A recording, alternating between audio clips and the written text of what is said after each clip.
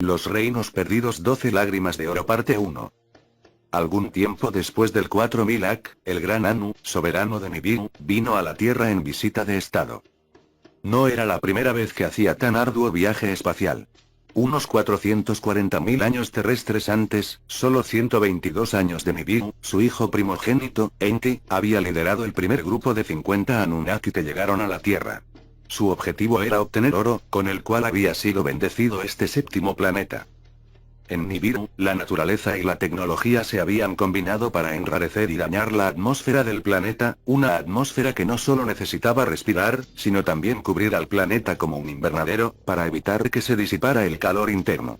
Y sus científicos concluyeron que, para evitar que Nibiru se convirtiera en un globo helado y sin vida, habría que suspender partículas de oro en las partes altas de la atmósfera.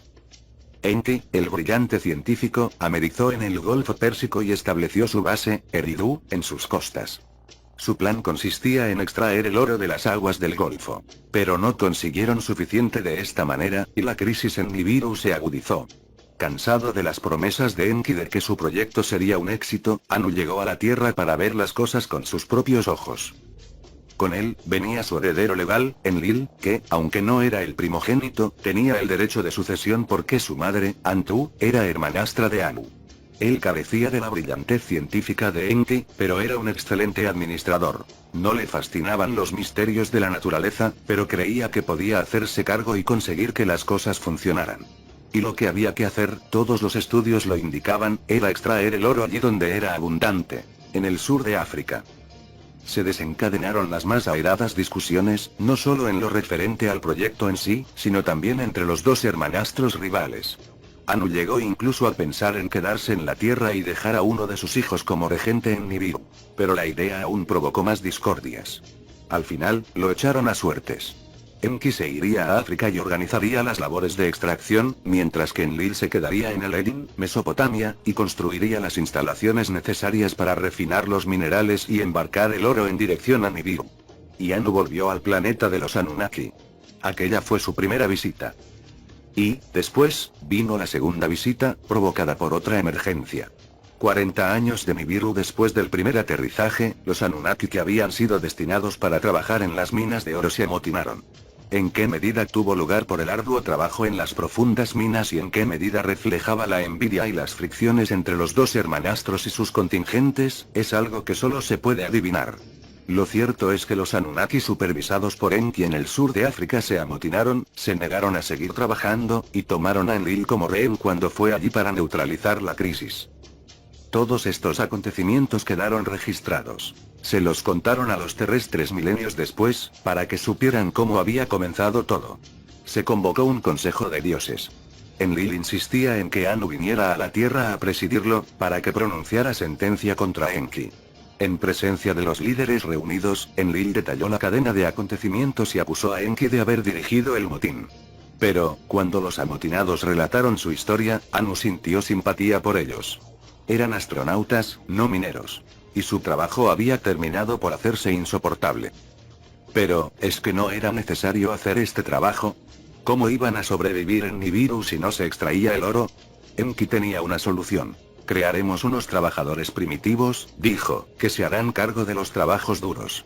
Ante la asombrada asamblea explicó que había estado llevando a cabo experimentos con la ayuda de la oficial médico jefe, Ninti/Ninarsak. En la Tierra, en el este de África, existe un ser primitivo, un hombre simio.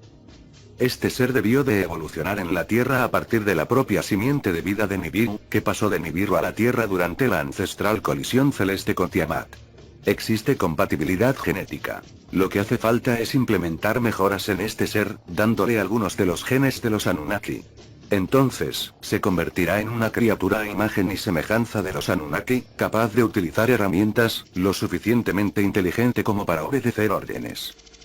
Y así fue como se creó el Luluameu, el trabajador mezclado, por medio de la manipulación genética y la fertilización del óvulo de una mujer simio en una probeta de laboratorio. Pero los híbridos no podían procrear. Las hembras Anunnaki tenían que hacer de diosas del nacimiento en cada ocasión, por lo que Enki y Ninarsak perfeccionaron a los híbridos por medio de un sistema de ensayo-error, hasta que lograron el modelo perfecto. Le llamaron Adam, el de la Tierra terrestre. Con estos siervos fértiles, se produjo oro en abundancia. Los 7 asentamientos se convirtieron en ciudades, y los Anunnaki -600 en la Tierra y 300 en las estaciones orbitales, se acostumbraron a una vida relajada. Algunos, incluso, y a pesar de las objeciones de Enlil, tomaron por esposas a las hijas del hombre, y tuvieron hijos con ellas. Para los Anunnaki, la tarea de extraer oro ya no era una tarea con lágrimas. Pero, a Enlil, todo aquello se le empezaba a antojar una misión pervertida. Todo terminó con el diluvio. Durante mucho tiempo, las observaciones científicas venían advirtiendo que la capa de hielo que estaba creciendo en el continente antártico se estaba haciendo inestable. La próxima vez que pasara Nibiru por las cercanías de la Tierra, entre Marte y Júpiter, su atracción gravitatoria podría hacer que esa tremenda masa de hielo se deslizara fuera del continente, generando una marea de proporciones globales, cambiando abruptamente los océanos y las temperaturas de la Tierra, provocando tormentas sin precedentes. Después de consultar con Anu, Enlil dio la orden. Disponed las naves espaciales, estad preparados para abandonar la Tierra. Pero, ¿qué iba a pasar con la humanidad? Se preguntaban sus creadores, Enki y Narsak. Dejad que perezcan, dijo Enlil, e hizo jurar a todos los Anunnaki que guardarían el secreto, para que los desesperados terrestres no interfirieran en los preparativos de partida de los Anunnaki. Enki, aunque reacio, juró también. Pero, simulando que hablaba con una pared, dio instrucciones a su fiel seguidor, Ziusudra, para que construyera un Tibatu, una nave sumergible, en la cual él, su familia y bastantes animales podrían sobrevivir a la avalancha de agua, para que la vida en la Tierra no pereciera. Y le proporcionó a Ziusudra un navegante, para que llevara la nave hasta el monte Ararat, la montaña más visible de Oriente Próximo. Los textos de la creación y del diluvio que los Anunnaki les dictaron a los sumerios ofrecen relatos mucho más detallados y concretos que las versiones bíblicas, más concisas, con las que estamos familiarizados. Llegado el momento, tuvo lugar la catástrofe. Pero en la Tierra no solo había semidioses. Algunas de las principales deidades, miembros del círculo sagrado de 12, eran también, de alguna forma, terrestres. Ishkur-Arad, los hijos más jóvenes de Enlil, habían nacido en la Tierra. Lo mismo ocurría con los hijos gemelos de Sin, Utu-Shamash de Inanna-Ishtar. Enki y Narsak, con la cual él pudo compartir su secreta operación Ye, se unieron a los demás para sugerir que los Anunnaki no dejaran la Tierra por las buenas, sino que permanecieran en órbita terrestre durante un tiempo para ver lo que ocurría. Y así, después de que la inmensa ola hubiera ido y venido, y de que cesaran las lluvias, las cumbres de la Tierra comenzaron a verse, y los rayos del sol, brillando a través de las nubes, pintaron arco iris en los cielos. Enlil, al descubrir que la humanidad había sobrevivido, se enfureció en un principio, pero después se ablandó. Se dio cuenta de que los Anunnaki aún podrían vivir en la Tierra. Pero, si tenían que reconstruir sus centros y reanudar la producción de oro, al hombre habría que permitirle proliferar y prosperar, y habría que dejar de tratarlo como a un esclavo para empezar a hacerlo como a un compañero.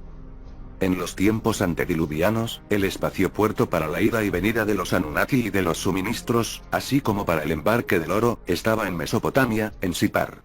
Pero todo aquel fértil valle entre el Éufrates y el Tigris tenía ahora encima miles de millones de toneladas de lodo.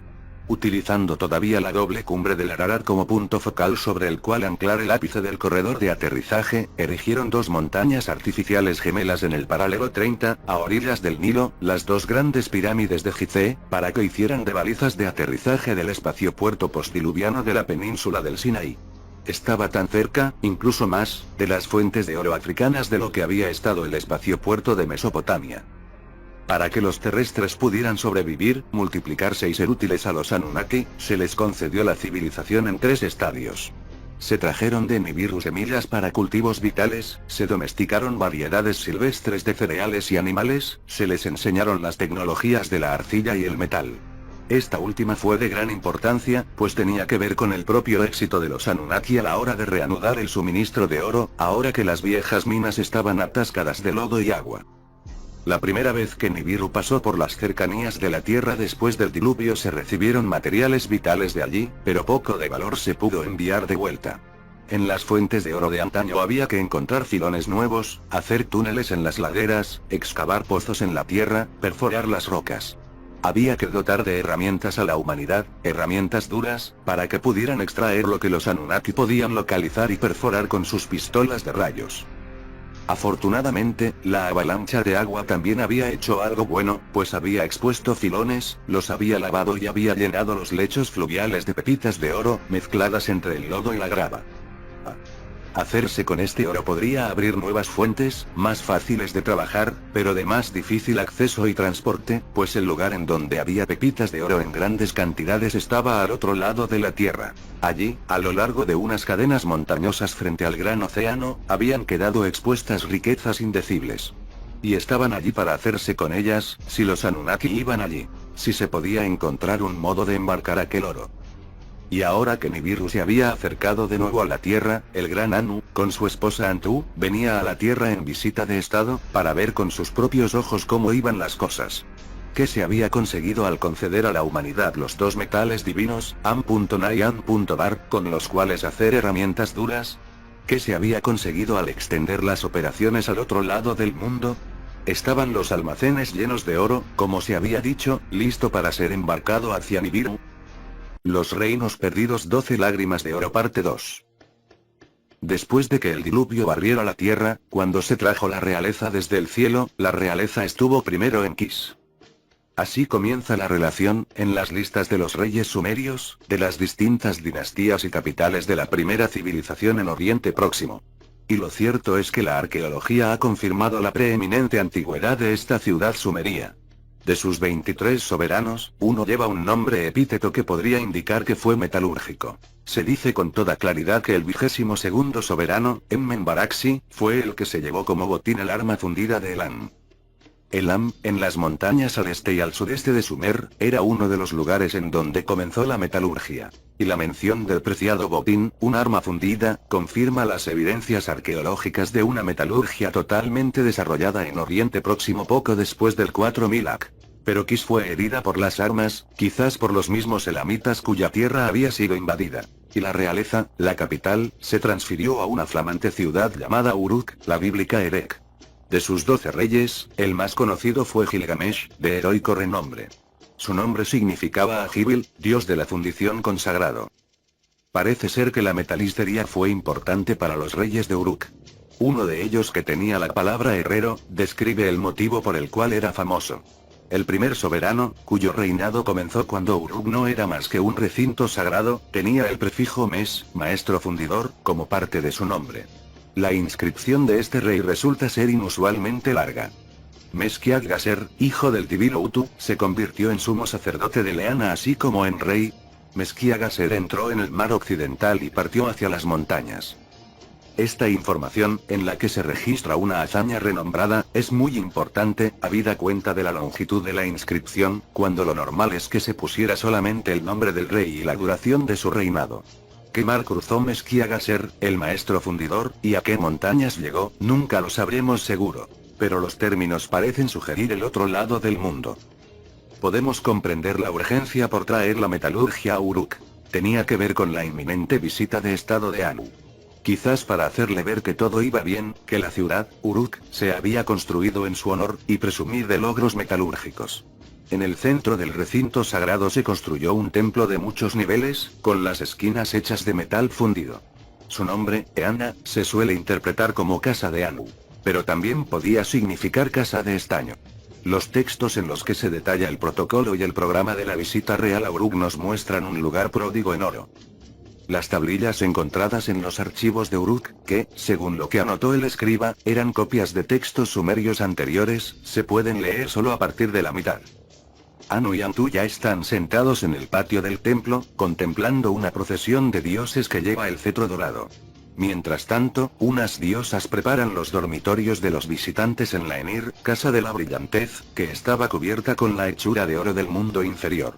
Al oscurecer el día, un sacerdote ascendió hasta el nivel más alto del Zigurat para observar la esperada aparición de Nibiru, el gran planeta de Anu del cielo.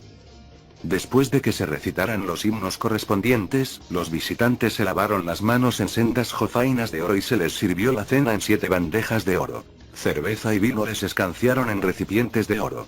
Y, después de algunos himnos más ensalzando al planeta del Creador, el planeta que es el héroe del cielo, una procesión de antorchas portadas por dioses acompañó a los visitantes hasta su recinto dorado para pasar allí la noche. A la mañana siguiente, los sacerdotes llenaron los incensarios de oro durante los sacrificios, mientras se despertaba a los dioses para servirles un elaborado desayuno servido en fuentes de oro. Cuando llegó el momento de partir, una procesión de dioses llevó a los visitantes hasta el muelle en donde estaba amarrado su barco, acompañados por los cantos de los sacerdotes.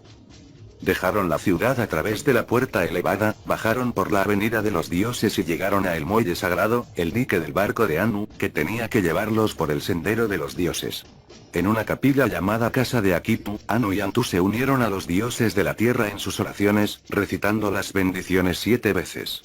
Y después, agarrándose las manos, los dioses partieron.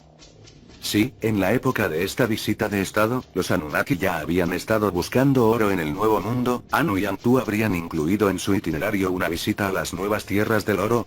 Y los Anunnaki de la Tierra, no habrían intentado impresionarles con sus nuevos logros, con sus nuevas perspectivas, con la promesa de suministrar a Nibiru el vital metal en cantidades suficientes, de una vez por todas. Si la respuesta es sí, entonces se podría explicar la existencia de Tiahuanacu y de otras muchas cosas más. Pues si en Sumer se fundó una nueva ciudad con un flamante recinto sagrado, con un recinto de oro y una avenida de los dioses y unos muelles sagrados para la visita de Anu a la tierra de antaño, sería de suponer que se fundara también una nueva ciudad con un flamante recinto de oro y una avenida sagrada y muelles sagrados en el corazón de las nuevas tierras. Y, como en Uruk, sería de esperar encontrarse con un observatorio para determinar el momento de la aparición de Nibiru en los cielos nocturnos, seguida por la elevación del resto de los planetas. Creemos que un paralelismo así podría explicar la necesidad de un observatorio como el Kalasasaya, por su precisión y por su fecha. Hacia el 4000 AC sugerimos que solo una visita de estado de estas características podría explicar la elaborada arquitectura de Pumapunku, sus regios muelles y, sí, su recinto chapado en oro. Pues eso es exactamente lo que los arqueólogos han encontrado en Pumapunku. Evidencias incontrovertibles de que no solo se cubrió con placas de oro parte de los pórticos, como los paneles traseros de la Puerta del Sol en Tiahuanacu, sino que se chapó en oro la totalidad de las paredes, entradas y cornisas. En muchos bloques de piedra pulidos, Poznański encontró y fotografió hileras de pequeños agujeros redondos que servían para sujetar las placas de oro que los cubrían, a través de clavos, también de oro. Y, cuando en 1943, pronunció una conferencia sobre el tema en la Sociedad Geográfica, presentó uno de estos bloques con 5 clavos de oro todavía clavados en él, los otros clavos se los habían llevado los buscadores de oro cuando arrancaron las placas. La posibilidad de que en Pumapunku se hubiera erigido en la época más remota un edificio con las paredes, el techo y las cornisas recubiertas de oro, tal como lo había sido la Enir en Uruk, se hace más significativa cuando descubrimos que los bajorrelieves que decoran las puertas ceremoniales en Pumapunku, así como algunas de las gigantescas estatuas del gran dios en Tiahuanacu, tenían incrustaciones de oro. Poznański descubrió y fotografió los agujeros de sujeción, algunos de 2 milímetros de diámetro, alrededor de los relieves. Una importante puerta de Pumapunku, llamada la Puerta de la Luna, tenía incrustado en oro tanto el relieve de Viracocha como el rostro del dios en la franja inferior, lo cual hacía que los jeroglíficos principales resaltaran con gran brillantez. No menos importante fue el descubrimiento de Poznański de que, en el lugar de los ojos del dios, el oro incrustado y los clavos sujetaban unos redondeles de turquesa en las hendiduras de los ojos. Hemos descubierto, proseguía Poznański, muchas de estas piezas de turquesa perforadas en el centro, en los estratos culturales de Tiahuanacu, detalle que le llevó a creer que, no solo los relieves de las puertas, sino también las gigantescas estatuas de piedra de los dioses que se encontraron en Tiahuanacu, tenían el rostro incrustado en oro y los ojos en turquesa. Este descubrimiento es de lo más significativo, pues no existen turquesas, ni piedras semipreciosas azules verdosas, en ningún lugar de Sudamérica. Es un mineral cuya más antigua extracción se sitúa a finales del quinto milenio AC, en la península del Sinaí en Irán. Además de esto, las técnicas de incrustación eran puramente de Oriente Próximo, y no se encuentran en ningún otro lugar de las Américas, ciertamente, no en aquellas épocas. Virtualmente, la totalidad de las estatuas que se han encontrado en Tiahuanacu muestran a los dioses con 3 lágrimas en cada ojo. Las lágrimas estaban incrustadas en oro, como se puede ver todavía en algunas de las estatuas que se exhiben hoy en el Museo del Oro de la Paz. Hay una famosa estatua, que recibió el apodo de El Fraile Fig. 131A, y que tiene alrededor de 3 metros de altura, que se talló, como el resto de estatuas gigantes de Tiahuanacu, en arenisca. Esto sugiere que todas ellas pertenecen al período más antiguo de Tiahuanacu. La deidad sostiene una herramienta cerrada en la mano derecha. Las 3 estilizadas lágrimas de cada ojo, que indudablemente estuvieron incrustadas en oro, se pueden ver con toda claridad, como en el dibujo, Fig. 131b. Esas 3 lágrimas también se pueden ver en el rostro de la cabeza gigante, Fig. 131c, que los buscadores de tesoros desgajaron de una colosal estatua a causa de la creencia local de que los constructores de Tiahuanacu poseían el secreto de hacer piedra, y que las estatuas no se tallaron de la piedra, sino que se fundieron a través de un proceso mágico que les permitía ocultar oro en el interior de las estatuas. Esta creencia quizás se sustentara por las incrustaciones de oro de las lágrimas de los dioses, una práctica que podría explicar por qué el pueblo andino, al igual que los aztecas, llamaba a las pepitas de oro lágrimas de los dioses. Debido a que todas estas estatuas estaban representando a la misma deidad de la Puerta del Sol, en donde también se le muestra derramando lágrimas, a este dios se le terminó llamando el dios llorón. Con estas evidencias, creemos que estaría justificado llamarle el dios de las lágrimas de oro. En un gigantesco monolito grabado que se encontró en un lugar cercano, Huancaí, se representa a este dios con un tocado cónico y con cuernos, el típico tocado de los dioses mesopotámicos, y con rayos en el lugar de las lágrimas, Fig. 132, con lo que se identifica claramente al dios de la tormenta. Uno de los bloques de piedra de Pumapunku chapados en oro, con misteriosas cavidades y un profundo surco en su interior, tenía una esquina cortada a modo de embudo, y Poznański supuso que formaría parte de un altar de sacrificios.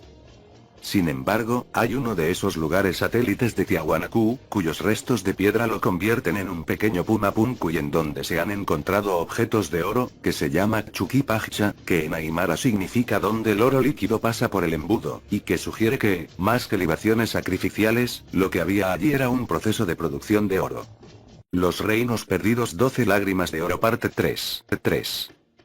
La disponibilidad y la abundancia de este oro en Tiahuanacu y sus satélites no solo es evidente en sus leyendas, relatos o nombres de lugares, sino también en los restos arqueológicos.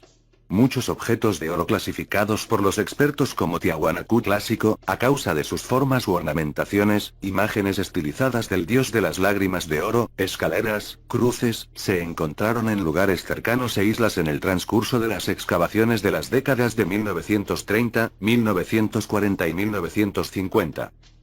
Dignas de mención fueron las misiones arqueológicas patrocinadas por el Museo Americano de Historia Natural, liderada por William C. Bennett, el Museo Peabody de Arqueología y Etnología Americana, liderada por Alfred Kider II, y el Museo Etnológico de Suecia, liderada por Steve Riden, junto con Max Portugal, entonces conservador del Museo Arqueológico de La Paz. Entre los objetos había copas, vasos, discos, tubos y alfileres. Uno de estos, de unos 15 centímetros de longitud, tenía una cabeza con la forma de un penacho de 3 brazos. Los objetos de oro encontrados durante excavaciones más antiguas en las 2 islas sagradas, Titicaca, Isla del Sol, y Coapi, Isla de la Luna, los describió Poznański en su Guía General de Tiahuanacu y su entorno, y también a F. Bandelier, de Islands of Titicaca and Coati. Los descubrimientos de Titicaca tuvieron lugar en su mayor parte en unas ruinas inidentificables cercanas a la roca sagrada y su cueva. Los expertos no se ponen de acuerdo acerca de si los objetos pertenecen a los períodos primitivos de Tiahuanacu, como algunos sostienen, provienen de tiempos incas, pues se sabe que los incas iban a la isla para dar culto y erigir santuarios durante el reinado de Maita Capac, el cuarto soberano inca. Los descubrimientos de objetos de oro y bronce en Tiahuanacu y sus alrededores no dejan lugar a dudas de que el oro precedió al bronce, es decir, al estaño, en esta región. Poznański fue muy enfático al relegar el bronce al tercer período de Tiahuanacu, y mostró casos en los que se habían utilizado grapas de bronce para reparar estructuras de la época del oro. Dado que en las montañas cercanas existen evidencias claras de que el mineral de estaño y el oro se obtenían en los mismos lugares, es probable que el descubrimiento del oro, seguido por su minería de placer en la región de Titicaca, fuera el que revelara la existencia de la casiterita. Ambos se encuentran mezclados en los mismos lechos de ríos y arroyos. En un informe oficial boliviano, titulado Bolivia y la apertura del Canal de Panamá, 1912, se afirmaba que, tanto el río Tipuani como el río que baja del monte Illampu, además de tener mineral de estaño, son famosos por la presencia de gravas en donde hay inmensas cantidades de oro. A profundidades de más de 90 metros, no se puede encontrar el fondo rocoso. Y la proporción de oro se incrementa con la profundidad de la grava. El informe señalaba que el oro del río Tipuani era de entre 22 y 23,5 quilates, es decir, oro casi puro. La lista de lugares en donde hay oro en Bolivia es casi interminable, aún después de tantos siglos de explotación desde la conquista de América. Solo los españoles, entre 1540 y 1750, extrajeron de las fuentes bolivianas más de 100 toneladas de oro. Antes de que en el siglo XIX se hiciera independiente lo que ahora llamamos Bolivia, se le conocía como Alto Perú y formaba parte de los dominios peruanos de los españoles. Los recursos minerales no sabían, ciertamente, de fronteras políticas, y ya hemos hablado en anteriores capítulos de las riquezas de oro, plata y cobre que los españoles encontraron en Perú, y de la creencia europea de que el filón madre de todo el oro del oeste de las Américas, norte y sur, se encontraba en los Andes peruanos. Si echamos un vistazo a un mapa de los recursos minerales de América del Sur, tendremos una imagen clara. Hay 3 bandas de diversa amplitud de filones de oro, plata y cobre que serpentean a lo largo de la cordillera andina con una inclinación noroeste-sudeste, desde Colombia, en el norte, hasta Chile y Argentina, en el sur. Punteados a lo largo de estas bandas, están algunos de los veneros de estos metales más famosos del mundo, algunos de ellos considerados como montañas casi puras de mineral. Las lentas fuerzas de la naturaleza, y sin duda la inmensa avalancha de agua del diluvio, sacaron los metales y sus minerales de los filones incrustados en la roca, exponiéndolos y lavándolos por las laderas y los lechos fluviales. Y dado que los ríos más grandes de América del Sur nacen en las estribaciones orientales de los Andes y discurren por las inmensas llanuras de Brasil hasta el Océano Atlántico, no debe sorprender que también hubiera oro y cobre en grandes cantidades en esta parte del continente. Pero, en última instancia, el origen de todos los metales ornamentales y de extracción minera estuvo siempre en los filones de la cordillera andina. Y, si se observan estas bandas de filones que se entrecruzan, y se delimitan con colores diferentes en el mapa, la imagen que queda se parece mucho a la de la estructura helicoidal doble del ADN, entrelazada en sí misma y con su homólogo el ARN, las cadenas genéticas de vida y herencia de todo lo que vive en la Tierra. En el interior de estas bandas, se encuentran dispersos otros valiosos minerales, algunos de ellos raros, platino, bismuto, manganeso, wolframio, hierro, mercurio, azufre, antimonio, asbesto, cobalto, arsénico, plomo, zinc y, muy importantes para la fundición y el refinado, tanto antiguos como modernos, carbón y petróleo. Algunos de los filones más ricos de oro, en parte lavados en los lechos fluviales, se encuentran al este y al norte del lago Titicaca. Allí, en la cordillera real, que rodea el lago desde el nordeste al sudeste, una cuarta banda de filones se une a las demás. Una banda de estaño en forma de casiterita. Esta banda se halla presente en la costa oriental del lago, gira hacia el oeste a lo largo de la cuenca del Titicaca para, después, correr hacia el sur casi en paralelo al río Desaguadero. Se une a otras 3 bandas de filones cerca de Oruro y del lago Porto, y allí desaparece. Cuando Anu y su esposa llegaron para ver las riquezas minerales, la zona sagrada de Tiahuanacu, su recinto sagrado y sus muelles, todo estaba preparado. A quienes enrolaron y llevaron allí los Anunnaki, hacia el 4000 AC, para construir todo aquello. Para entonces, los pueblos de las montañas que rodeaban Sumer tenían ya una rudimentaria tradición en trabajos metalúrgicos y de cantería, y pudieron estar entre los artesanos que se llevaron allí. Pero la verdadera tecnología metalúrgica, incluida la fundición, la tecnología de construcción a partir de planos arquitectónicos y la de seguimiento de orientaciones estelares, estuvo en manos de los sumerios. La efigie central del semisubterráneo recinto sagrado es la de un hombre barbado, como lo son muchas de las cabezas de piedra que se sujetaron al muro del recinto y que retratan a dignatarios desconocidos. Muchas de ellas llevan turbante como los que llevaban los dignatarios sumerios, Fig. 133. Habría que preguntarse dónde y cómo asimilaron los incas, continuando con la costumbre del imperio antiguo, las normas de sucesión de los sumerios, o, lo que es lo mismo, las de los Anunnaki. Porque, en sus conjuros, los sacerdotes incas invocaban al cielo pronunciando las palabras mágicas Tiana, y a la tierra, con las palabras Tzikia, términos absolutamente sin significado en quechua o en aymara, según Sociedad Anónima Lafone Quevedo, ensayo mitológico, pero que en sumerio significaban vida celeste Tiana, y vida de tierra y agua Fikia.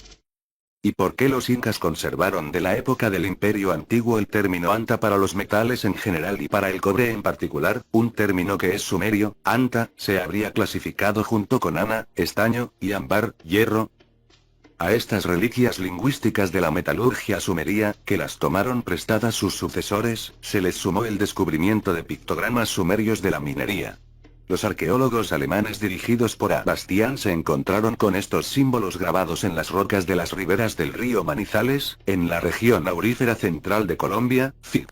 134a. Y una misión del gobierno francés, bajo la dirección de André, se encontró, mientras exploraban los lechos fluviales de la región oriental, con símbolos similares, Fig. 134b, grabados en las rocas que había por encima de unas cuevas que se habían profundizado artificialmente. Muchos petroglifos de los centros auríferos andinos, las rutas que llevan hasta estos o a los lugares en donde aparece el término uru como componente del nombre, disponen de símbolos que tienen todo el aspecto de pictogramas o de escritura cuneiforme, como los de la cruz radiante, Fig. 134c, encontrada entre unos petroglifos al noroeste del lago Titicaca, un símbolo que los sumerios utilizaban para representar al planeta Nibiru.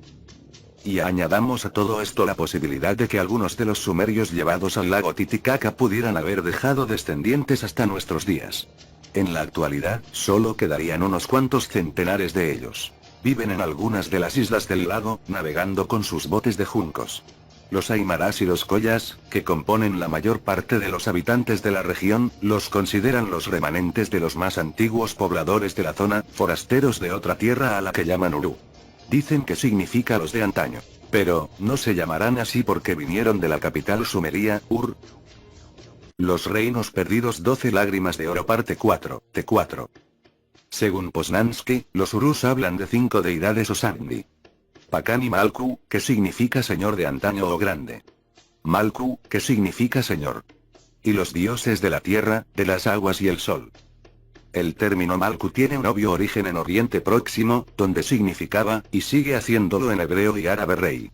W. Labarre, en uno de los pocos estudios que se han hecho sobre los Urus, American Anthropologist, Vol. 43, dice que los mitos Uru cuentan que, nosotros, la gente del lago, somos los más antiguos en la Tierra. Estamos aquí desde hace mucho tiempo, desde antes de que el sol se escondiera, antes de que el sol se ocultara, nosotros ya llevábamos mucho tiempo aquí. Después vinieron los collas, ellos utilizaban nuestros cuerpos para los sacrificios cuando hacían los cimientos de sus templos. Tiahuanaco se construyó antes del tiempo de la oscuridad.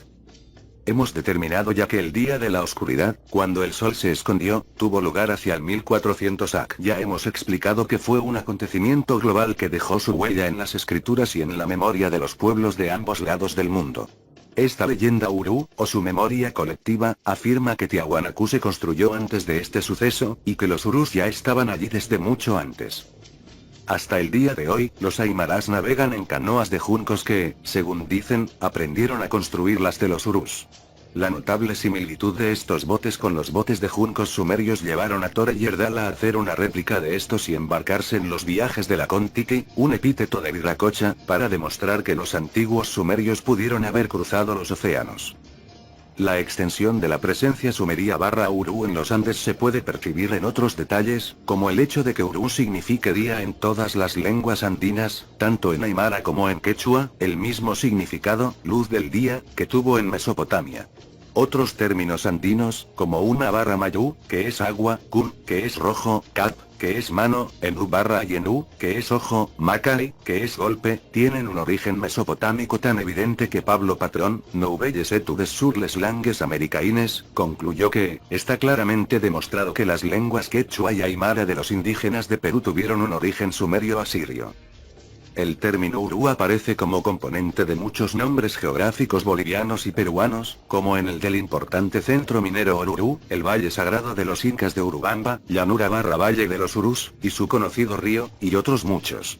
De hecho, en unas cuevas que hay en el centro del Valle Sagrado, aún viven los remanentes de una tribu que se considera descendiente de los Urus del lago Titicaca. Y se niegan a abandonar las cuevas para ir a vivir en casas porque, según dicen, las montañas se derrumbarán si ellos dejan de vivir en su interior, provocando con ello el fin del mundo. Existen otros vínculos aparentes entre la civilización de Mesopotamia y la de los Andes.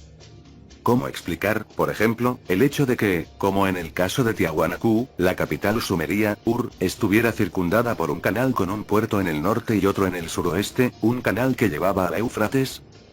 ¿Y cómo explicar que el recinto dorado del templo de Cuzco tuviera las paredes cubiertas con placas de oro, al igual que los de Pumapunku y Uruk? ¿Y cómo la Biblia en imágenes del Coricancha, en donde se representa a Nibiru y su órbita? También estaban las muchas costumbres que llevaron a los recién llegados españoles a ver en los indígenas a los descendientes de las 10 tribus de Israel. Estaban las ciudades costeras y sus templos, que recordaron a los exploradores los recintos sagrados y los figurates de Sumer. ¿Y cómo explicar los tejidos, increíblemente adornados, de los pueblos costeros cercanos a Tiahuanacu, únicos en las Américas, salvo si se comparan con los tejidos sumerios, concretamente con los de Ur, que fueron famosos en la antigüedad por sus colores y sus exquisitos diseños? ¿Por qué se representaba a los dioses con tocados cónicos, y a una diosa con la cuchilla umbilical de Ninti? ¿Por qué un calendario como el mesopotámico, y un zodíaco como en Sumer, con la precesión de los equinoccios y 12 casas? Sin la intención de hacer un refrito de todas las evidencias que llenan los capítulos anteriores, se nos antoja que todas las piezas del rompecabezas de los comienzos andinos encajan en su sitio, si reconocemos la mano de los Anunnaki y la presencia en esta región de los sumerios, solos o con sus vecinos, hacia el 4000 AC. Las leyendas de la ascensión a los cielos del Creador y sus dos hijos, la luna y el sol, desde la roca sagrada de la isla del sol, la isla Titicaca, bien pueden ser recuerdos de la partida de Anu, de su hijo Sin y de su nieto Shamash. Después de hacer un corto viaje en barco desde Pumapunku hasta un vehículo aéreo de los Anunnaki que esperaba en la isla. En aquella memorable noche en Uruk, en cuanto se divisó Nibiru, los sacerdotes encendieron las antorchas como señal para las poblaciones cercanas. Y, así, se fueron encendiendo hogueras, hasta que todo Sumer resplandeció, celebrando la presencia de Anu y Antu, y el avistamiento del planeta de los dioses. Tanto si la gente era consciente como si no de que estaban presenciando un avistamiento celeste que solo ocurría una vez cada 3600 años terrestres, lo que sí que debían saber era que se trataba de un fenómeno que solo tendrían ocasión de verlo una vez en sus vidas. La humanidad no ha dejado de anhelar el regreso de aquel planeta, y simplemente recuerda aquella era como una era de oro. No solo en términos físicos, sino también porque culminó un período de paz y de progreso sin precedentes para la humanidad. Pero tan pronto, en términos Anunnaki, Anu y Antu regresaron a Nibiru, la pacífica división de la Tierra entre los clanes Anunnaki se vio alterada. Fue hacia el 2024 AC, 4 AC, según nuestros cálculos, cuando tuvo lugar el incidente de la Torre de Babel. Una intentona de Marduk-Ra por conseguir la supremacía de su ciudad, Babilonia, en Mesopotamia. Aunque frustrada por Enlil y Ninurta, aquel intento por involucrar a la humanidad en la construcción de una torre de lanzamiento trajo la decisión de los dioses de dispersar a la humanidad y confundir sus lenguas. Aquella civilización y aquella lengua única se dividieron, y tras un período caótico que duró unos 350 años, se formó la civilización del Nilo, con su propia lengua y su propia escritura, aunque rudimentaria. Esto sucedió, según nos dicen los egiptólogos, hacia el 3100 AC. Frustrado en sus esfuerzos por hacerse con la supremacía en el civilizado Sumer, Marduk-Ra se valió de que se hubiera concedido la civilización a los egipcios para volver a aquella tierra y reclamar su soberanía a su hermano Tot, con lo que este quedó como un dios sin pueblo. Y nuestra hipótesis es que, acompañado por algunos fieles seguidores, eligió una morada en los nuevos reinos, en Mesoamérica. Y sugerimos también que no solo sucedió hacia el 3100 AC, sino exactamente en el 3113 AC, la época, el año e, incluso, el día en que los mesoamericanos comenzaron su cuenta larga. Contar el paso del tiempo tomando como punto de arranque del calendario un acontecimiento importante no es nada extraño. El calendario occidental cristiano cuenta los años a partir del nacimiento de Cristo. El calendario musulmán comienza con la Égira, la huida de Mahoma desde la Meca a Medina. Echando un vistazo a los muchos ejemplos de tierras y monarquías precedentes, mencionaremos el calendario judío, que es, en efecto, el antiguo calendario, el más antiguo de todos, de Nippur, la ciudad sumeria consagrada a Enlil. En contra de la idea generalizada de que los judíos cuentan los años, 5748 en 1988, desde el principio del mundo, el calendario judío cuenta realmente los años desde el comienzo del calendario nippuriano, en el 3760 AC, momento, suponemos, en que tuvo lugar la visita de estado de Anu a la Tierra. ¿Por qué no aceptar entonces nuestra hipótesis de que la llegada de Quetzalcóatl, es decir, la serpiente alada, a su nuevo reino se tomara como punto de arranque de la cuenta larga del calendario mesoamericano, especialmente por ser el dios que introdujo el calendario en estas tierras? Tras ser derrocado por su propio hermano, Thoth, conocido en los textos sumerios como Ningisfida, señor del árbol de la vida, se convirtió en el aliado natural de los adversarios de su hermano, los dioses enlilitas y su guerrero jefe, Ninurta. En los registros sumerios se dice que, cuando Ninurta le pidió a Udea que le hiciera un templo zigurat, fue Ningisfida Thoth el que diseñó los planos de construcción. También especificó los extraños materiales necesarios para ello, y se ocupó de suministrarlos. Como amigo de los enlilitas, tuvo que mantener buenas relaciones con Ishkur-Hadad, y con el reino andino que se puso bajo su control en la región del Titicaca. Y, probablemente, sería bien recibido allí como invitado. De hecho, podemos discernir evidencias de que un dios serpiente y sus seguidores africanos echaron probablemente una mano en el desarrollo de algunos de los emplazamientos satélites de procesamiento de metales de los alrededores de Tiahuanacu. Los reinos perdidos 12 lágrimas de oro parte 5, T5. Existen algunas estelas y esculturas de piedra de la época entre los períodos primero y segundo de Tiahuanacu que están decoradas con símbolos de serpientes, un símbolo que, por otra parte, es extraño y desconocido en Tiahuanacu, y algunas de las esculturas de personas encontradas en lugares cercanos, Fig. 135, así como dos colosales bustos que los nativos se llevaron al pueblo de Tiahuanacu para decorar la entrada de la iglesia, Fig.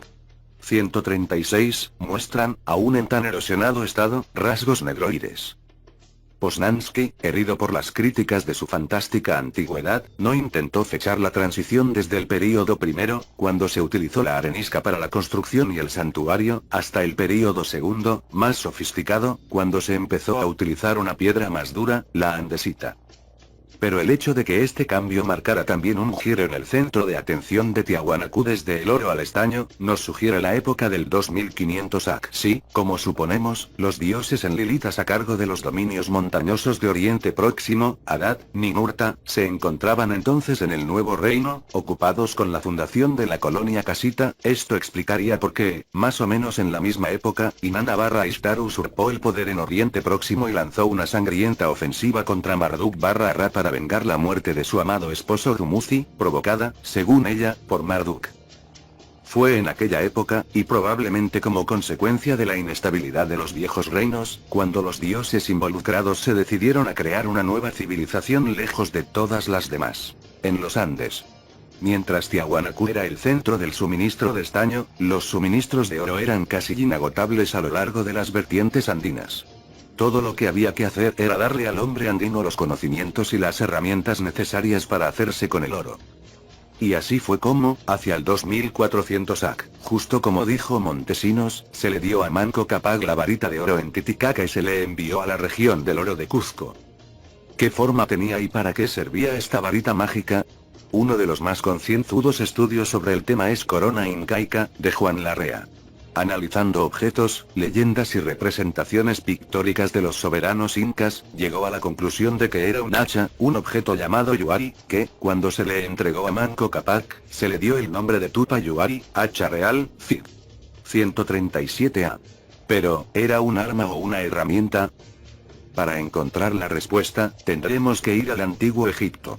El término egipcio para dioses, divino era Neteru, guardianes, que, no obstante, era el término que se utilizaba para designar a Sumer, en realidad, Shumer, tierra de los guardianes. Y en las primeras traducciones de los textos bíblicos y pseudobíblicos al griego, el término Nefilim, alias Anunnaki, se tradujo por guardianes. El jeroglífico de esta palabra era un hacha, Fig. 137b. E.A. Wallis Budge, The Gods of the Egyptians, en un capítulo especial titulado El hacha como símbolo de Dios, llegó a la conclusión de que estaba hecha de metal, y mencionó que el símbolo, como el término Neter, se había tomado prestado de los sumerios. Y eso es, precisamente, lo que se puede vislumbrar en la Fig. 133.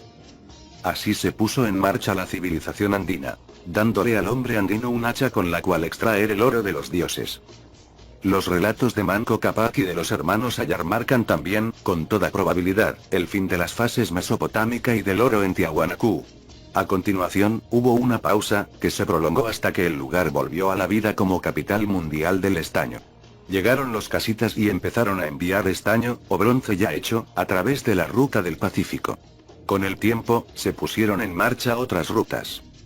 La existencia de poblaciones con una abundancia sorprendente de objetos de bronce apunta a una posible ruta por el río Beni, en dirección este, hasta la costa atlántica de Brasil, para desde ahí, con la ayuda de las corrientes oceánicas, alcanzar el mar de Arabia y llegar a Egipto a través del Mar Rojo, o a Mesopotamia a través del Golfo Pérsico.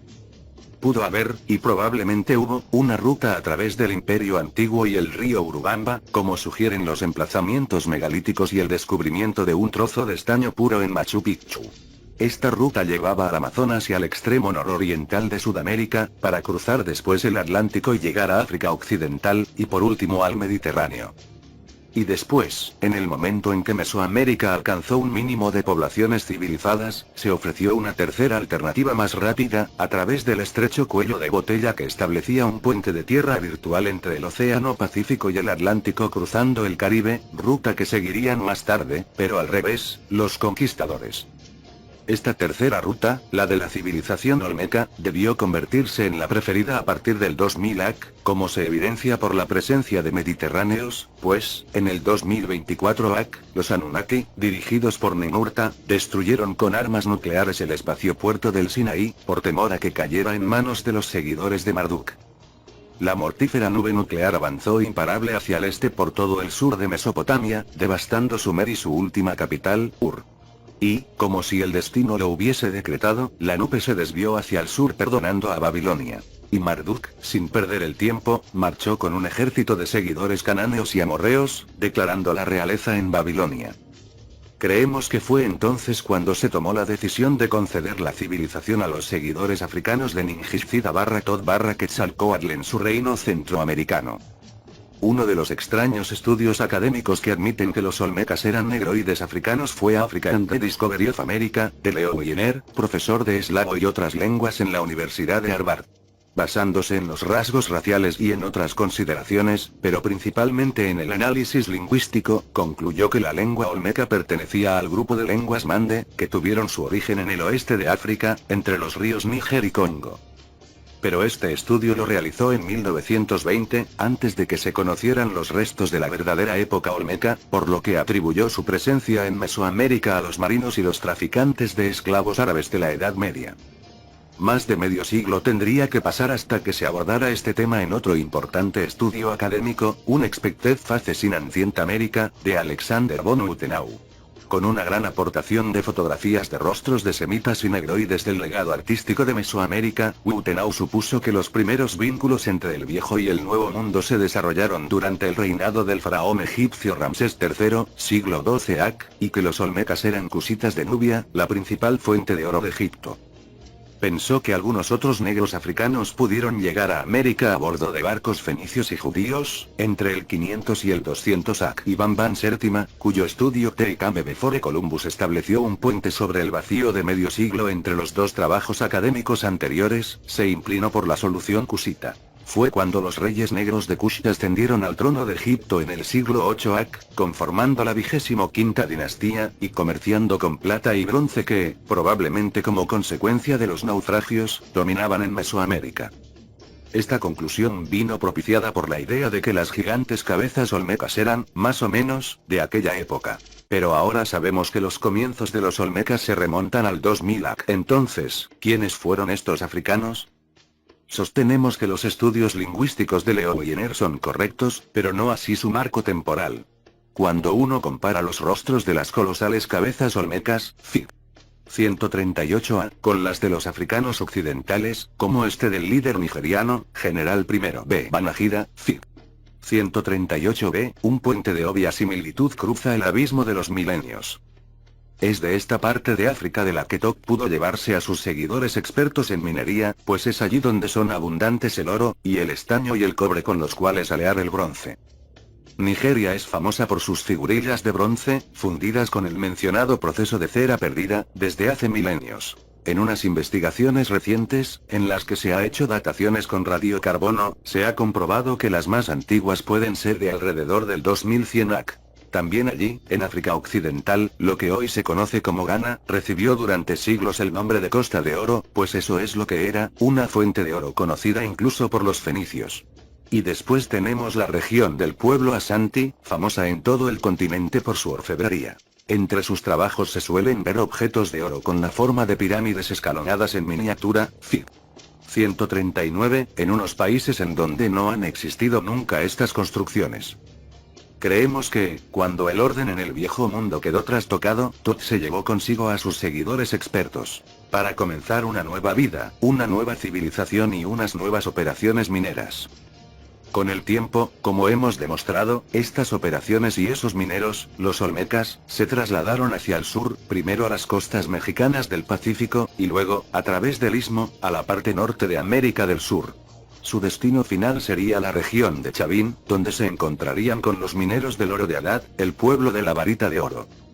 La edad de oro de los nuevos reinos no duraría para siempre. Los emplazamientos olmecas de México fueron destruidos. Los mismos olmecas y sus barbados compañeros tuvieron un fin brutal. La cerámica mochica nos muestra a unos esclavizados gigantes y a unos dioses alados combatiendo con hojas de metal. El imperio antiguo presenció choques tribales e invasiones, y en las alturas del Titicaca, las leyendas aymara recordarían a unos invasores que subieron a las montañas desde la costa y mataron a los hombres blancos que aún quedaban allí. ¿Sería esto el reflejo de los conflictos entre los Anunnaki, conflictos en los cuales fueron involucrando cada vez más a la humanidad? ¿O todo esto comenzó a suceder después de que los dioses se fueran, navegando por el mar, ascendiendo al cielo? Fuese lo que fuese que sucediera, lo que es cierto es que, con el tiempo, los vínculos entre los viejos y los nuevos reinos se rompieron. En el viejo mundo, las Américas se convirtieron en no más que un borroso recuerdo, insinuado por este o aquel autor clásico, de los relatos de la Atlántida escuchados a los sacerdotes egipcios, incluso de asombrosos mapas que dibujaban continentes desconocidos. ¿Acaso era todo un mito, que hubiera tierras de oro y estaño más allá de las columnas de Hércules? Con el tiempo, los nuevos reinos se convertirían en los reinos perdidos, al menos para los occidentales. Allí, en los nuevos reinos, el pasado de oro se convirtió solo en un recuerdo legendario con el transcurso de los siglos. Pero los recuerdos no morirían, y los relatos persistirían. Los relatos de cómo y dónde comenzó todo, de Quetzalcóatl y Viracocha, de cómo volverían algún día. Cuando nos encontramos ahora con cabezas colosales, muros megalíticos, emplazamientos abandonados, una solitaria puerta con un dios llorón, nos debemos preguntar, ¿no tendrían razón los pueblos de América al decirnos que aquellos dioses estuvieron entre ellos, al esperar su regreso?